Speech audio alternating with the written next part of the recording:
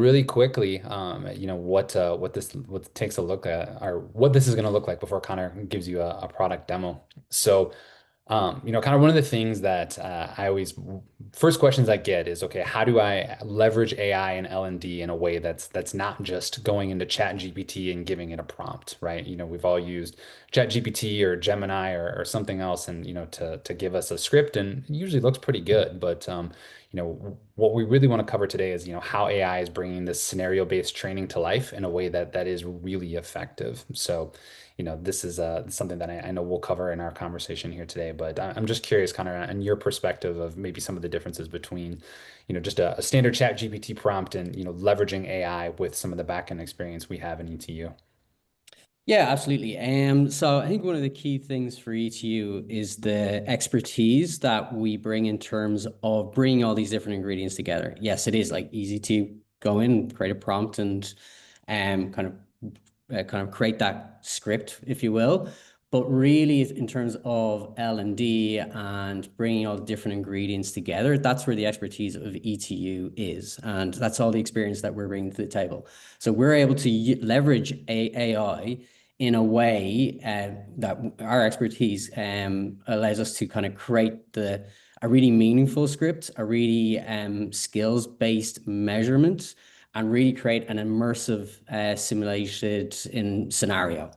I think the key thing when you see ETUCreate and we walk through the steps is that there are really strategic points where that human in the loop is making decisions and is guiding AI to really make a really good output. Yes, there's loads of things we can do with AI, and there is lots of kind of opportunity in terms of how we're leveraging it. But I think that's the key part for ETU is that expertise that we are bringing to the table.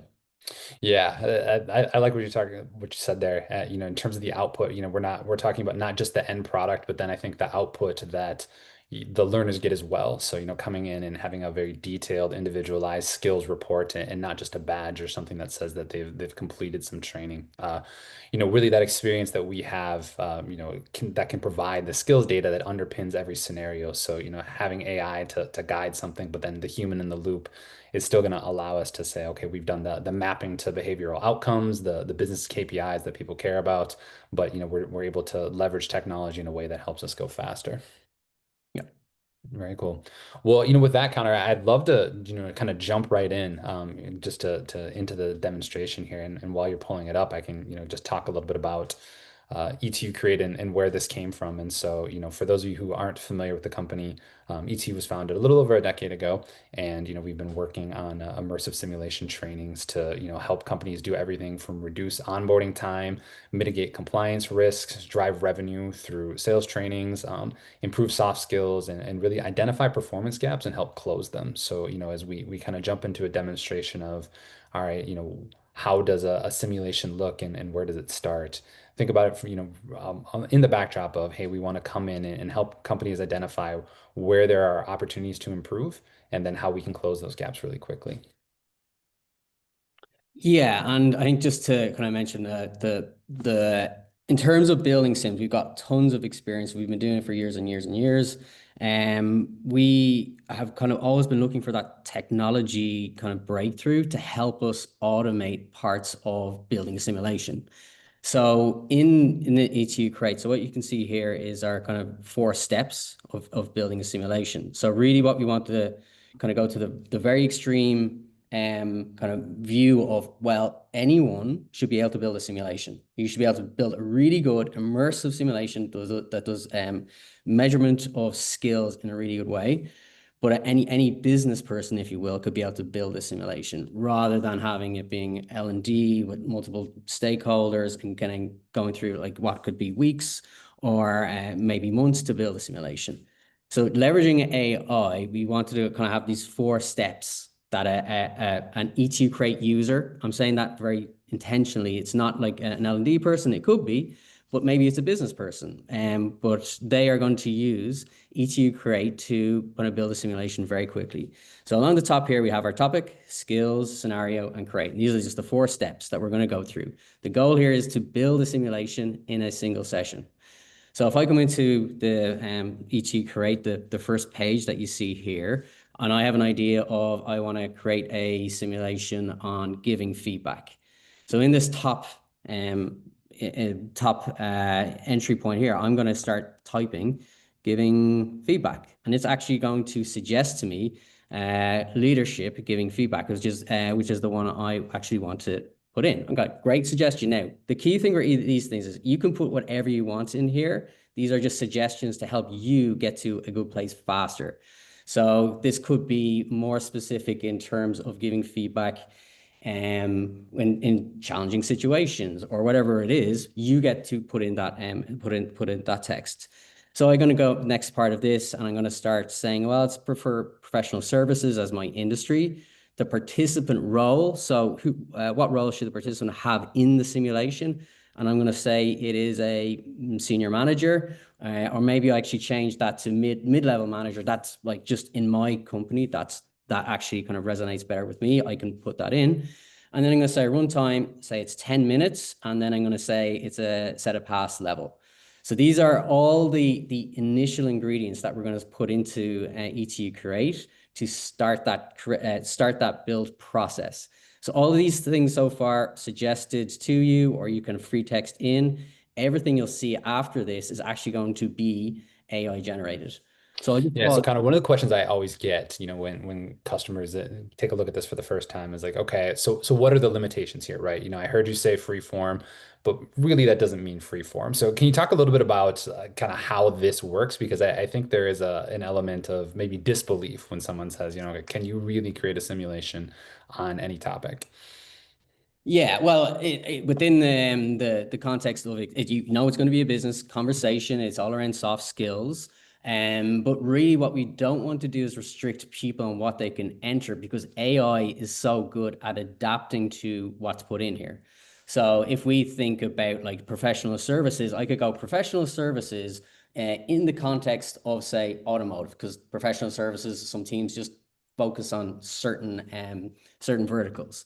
But yes, absolutely, you could put that in, and then that becomes the AI can actually process that, and it's able to take that on board, and it'll feed into the skills and the scenario as you go through this. So the key thing here is we are actually leveraging how well AI can adapt to different inputs to give you a really good output.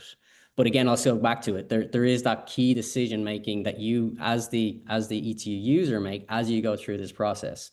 And there could be key things like, so for mid-level manager, that's just terminology, for example, I use in my company. And that's the kind of like, that gives you more control and more oversight. Very good. Thank you. Great. And so I've got like my ingredients, my kind of initial starting point.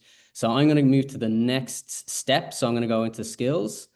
So what it's done here is it's taken everything that I put in there, and it's kind of gone, well, let's determine some skills. And based on my input so far, it's going to generate these 3 skills. And the number of skills is dependent on the simulation runtime. But in this case, if for a 10-minute sim, it's going to be 3 different skills. Now, I can come into this, and I already have in my head, there's 3 different skills that I want to measure. I can go in and change each of these and put in exactly what I want to put in here. Or I could go, well, one of them's kind of there, I can edit it, or I could regenerate each of them. So again, I have control. AI can only go so far in terms of its best recommendations, and we have set it up to do that. But we know that everyone's going to have a different point of view and a different kind of expectation, or there's certain things that they know they want to measure at this point, or they want to teach on, and we're going to let them do that.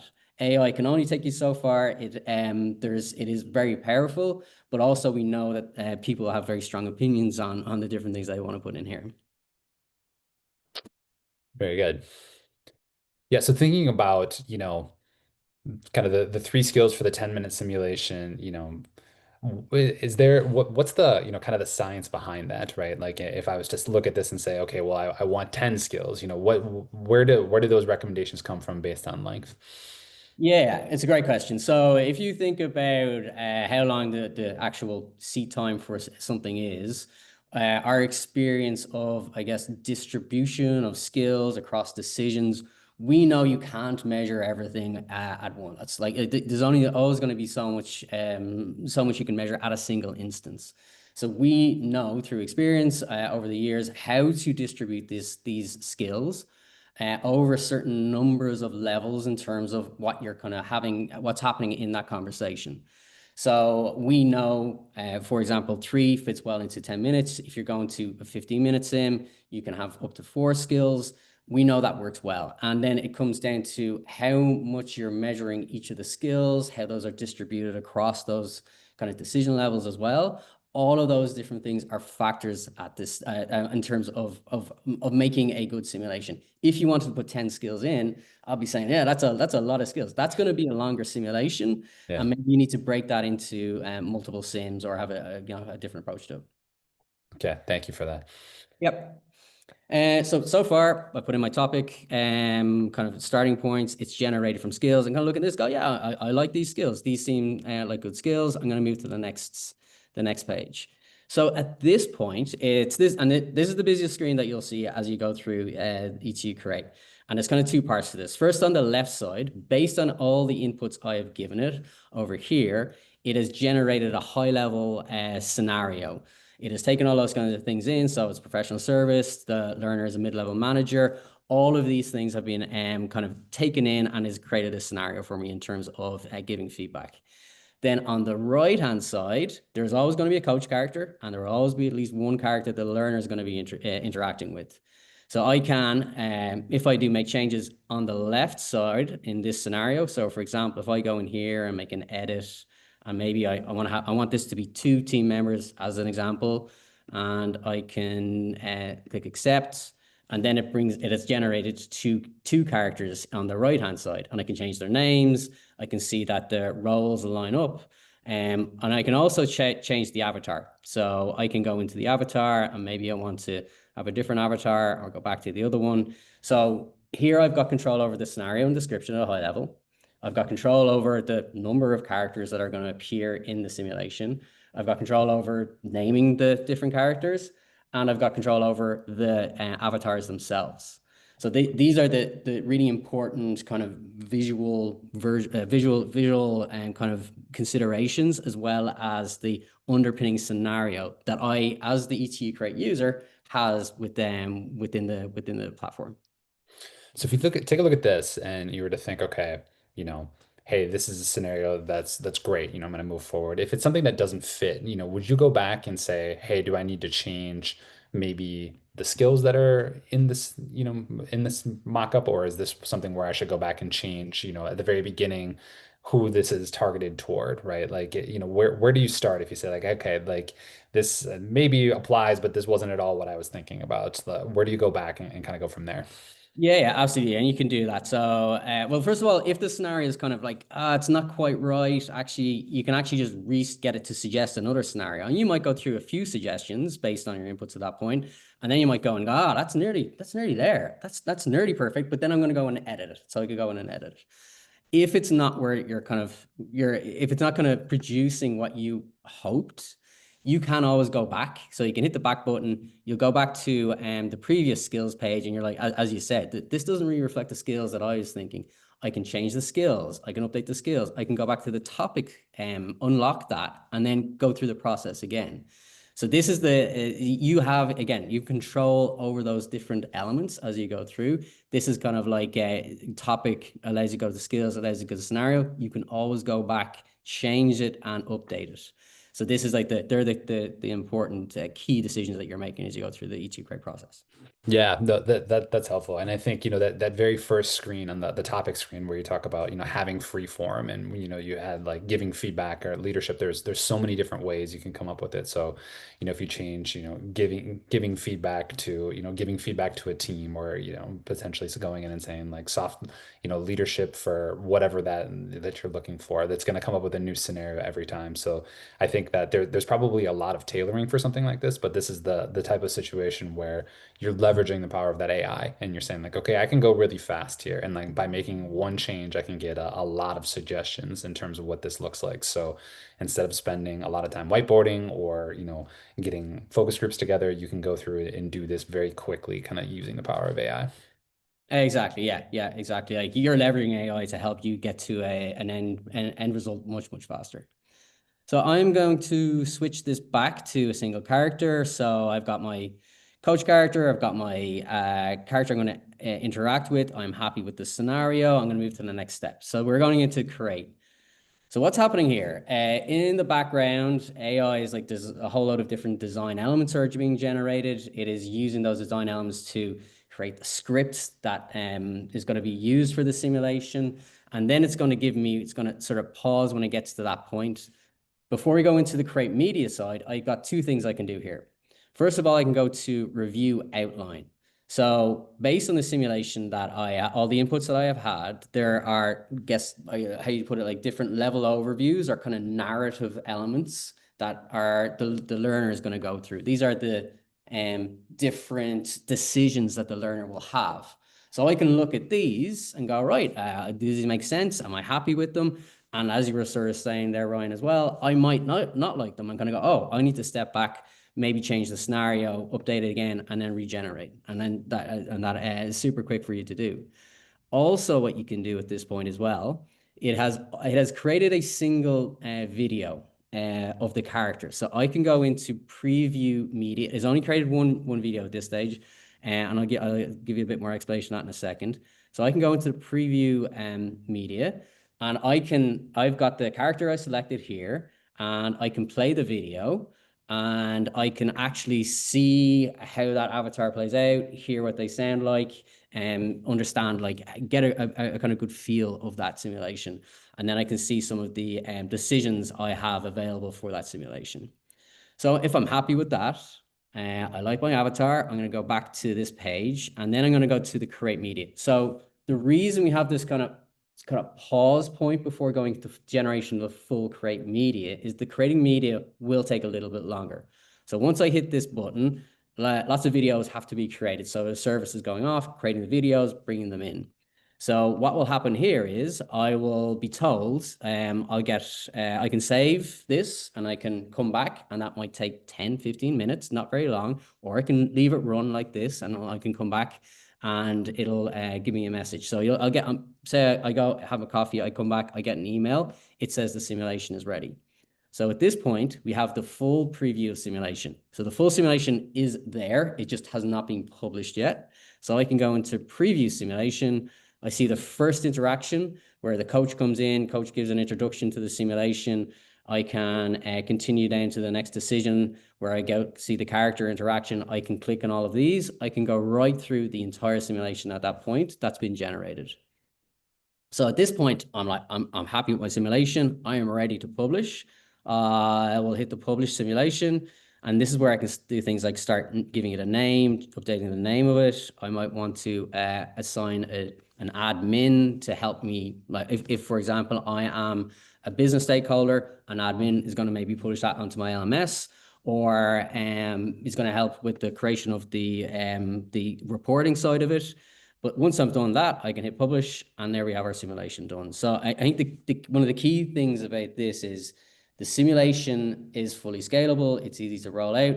You get all the benefits of an ETU simulation that you would have gotten through in terms of building it out in a more customized way. But you get to the simulation much quicker. It has all the reporting. It has all the same kind of in terms of interface and learner feedback with the outcome page that the learner sees. You get a fully fledged ETU simulation. I think that's one of the key things around this process. Yeah, so I think too, for a lot of people watching, they may think that there's an element of like, wow, that was too fast. Like I don't want to publish this to all of my learners right away. So, in assigning that piece, you still have the ability to go through like your internal Q&A processes, before you publish this out to everybody on your team where they can go start taking simulations. So to your point on business stakeholders, anybody on the legal team that needs to take a look at something that may be a little bit more sensitive, you can still manage that process like you normally would for any other piece of content. Exactly, yeah. So you still have that, like the simulation has gone live, and you can go and share that with others, and they can review it there. And there's a whole bunch of different functionalities in the background that can be utilized to help with that as well. Got it. Thank you. So I think, we'll jump into some Q&A here in just a minute, but for anybody who's new to ETU and hasn't seen one of our simulations in the past or is unfamiliar with some of the work that we do, we've got a lot of great case studies that are on our website that are going to be able to show just kind of what Connor pulled up on the screen here. So, we've got some very specific learner data. And one of the things that's really great about ETUCreate is it allows for kind of that ongoing journey where you can kind of dive even deeper into the data. So if you want to scroll down a little bit, Connor, just to kind of take a look at maybe some of the individualized skill data. Um, Yeah. you can see here, kind of where those pass rates are and where people are at from their attempts. You can get very, very granular. So if you were to have people in your team that are scoring very low or maybe aren't improving after some practice over time, E2Create allows you to create a new simulation much faster. So if they just need more time to practice, but you'd like them to have some different content, I think that's like one of the really big step changes for us is that, you can instead of having to roll this out to a really broad learner base, you can kind of get very granular and say, I'm going to create this for 100 people that maybe didn't have the same onboarding as another group, or maybe we just did an acquisition and there's a whole group of people who are unfamiliar with this skill we've worked on with the rest of our team. Let me push that out to that group. So, the learner data that's here is really what drives a lot of the ROI for our customers so they can kind of get deep into the data and show skill improvement and tie it straight to business objectives. Yeah, absolutely. And this is just one version of a report. Each of these different components that you see, whether that's skill performance, first attempt, showing improvements across skills, or you can go down to a more granular level for every decision that has been made. You can see where people went on their first attempt. You can see how they improved. And you can go right down to that decision level as well. So we have lots of different components depending on what the kind of end user wants to see from this data report. Sounds good. I'm going to jump into, it looks like some of these questions were answered here. Mhm. Okay, so a couple of open questions that are still here. The first question from Chet, and then I think there's two questions from Chet, and Amanda's answering one. So, are there any gamification aspects that can be added to these sims? So, thinking about, ETU create sims versus, kind of a broader ETU sim. What I would say is that in ETU create, there's probably not a lot of out of the box gamification, but we do a lot of gamification sims for our other customers. So, in working with our team, there are certainly different elements that you can put in place to make it, a little more gamified or competitive or kind of however you look at it. So not necessarily out of the box in ETU create, but in working with some of our experts, you can certainly build that into a standard sim. Question here from Logan Connor. How does it interact with an LMS? What format does it come over in? SCORM, package, etc. Yeah, SCORM AICC. So that package then can be created. Like, so once I have my ETUCreate simulation done, there's functionality within the platform. I press a button, it creates the package for me. I load that into my LMS. So the ETU simulation always stays on the platform, the ETU platform. That way we can gather the data as people are going through it. But you get everything you'd expect, like things like bookmarking and being able to retake it, and you get confirmation of completions back to the LMS. All of that is there. But because it exists on our platform, still you get all the benefits of the data. So that's the kind of key part why we do that. But it is fully integratable with any LMS.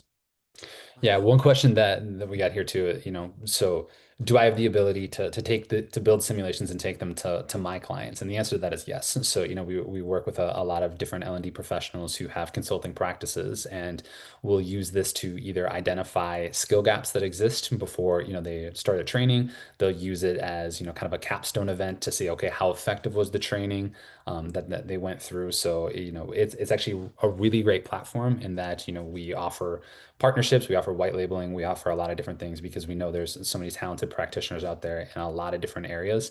And having an immersive simulation, kind of bookend some of their training can be really powerful as well. All right. I want to talk a little bit about security. So a question just on how secure the tool is, if company information is used to build something, and can be just security in general, third-party access, things like that. Yeah, so how we will typically work with our customers is that every customer will get their own version of the ETU platform. There is no commingling of data at any point. Anything that is used in AI, there is no large language model in the background that is learning from that data. So it is fully secure, and there is no issues with any data that could be misused or misaccessed, it's not possible. I think too, for anybody who has very strict AI policies at their company, where it was okay, like this ETU create is great. We're probably not there yet. We still have a very talented team that builds simulations as well. That you don't have to use the ETU create version as well. So if it still has to be 100% human in the loop, our standard working process does not leverage AI in the same way. Will we see a run through of the simulation? So that's a great question. We have a number of sample simulations on the website. I think we can probably push this one out to the group, with everybody's email list or make it available in kind of a follow-up email as well. So for anybody that wants to practice, we'll go ahead and make that available on the website. For anybody here as well, as we kind of come close to wrapping up, we're gonna put a link in the chat for anybody who wants to schedule a one-on-one live session. So, to kind of walk through ETU or ETU create some of the sample simulations that we have. For I think what's kind of fun with a tool like this is, people who have these types of projects, instead of thinking, okay, do I need to look out 6 weeks, 12 weeks, 18 weeks before I can get something in place? I mean, if you have something that's really key and you want to get it out by Q4 or in a shorter period of time, we can definitely work with you today on that as well. Austin just put that in the chat. Thank you very much.